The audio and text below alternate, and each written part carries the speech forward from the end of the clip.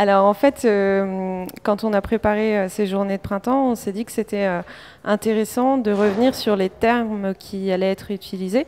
Donc fourrage complémentaire, dérobé, métaille, interculture, parce qu'il y a beaucoup de publications régionales sur ces thèmes, mais toutes les définitions ne sont pas forcément claires et ne sont pas forcément partagées dans toutes. Donc on s'est dit que ce serait bien de faire un point là-dessus.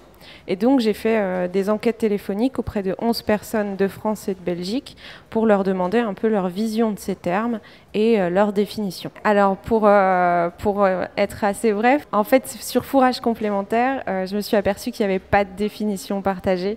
C'est un terme qui est peu utilisé, c'est un terme qui est un peu flou pour les gens et donc du coup il n'y avait pas beaucoup de définitions partagées. Il en est quand même ressorti que les gens s'accordaient un peu pour dire que c'était des fourrages soit d'appoint qui sont mis pour pallier un aléa climatique, soit des fourrages qui sont cultivés hors des périodes de pousse de l'herbe par exemple, donc comme des dérobés, mais qui sont bien intégrés dans le système. Voilà.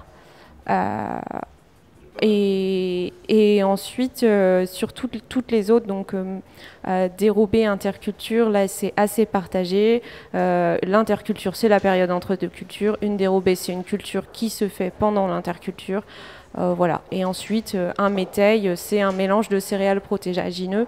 Mais bon, après, pour la composition des métails, c'est très varié. Il y en a une grande diversité. Par contre, c'était vraiment une enquête sur la therminologie. Et en fait, ça a posé...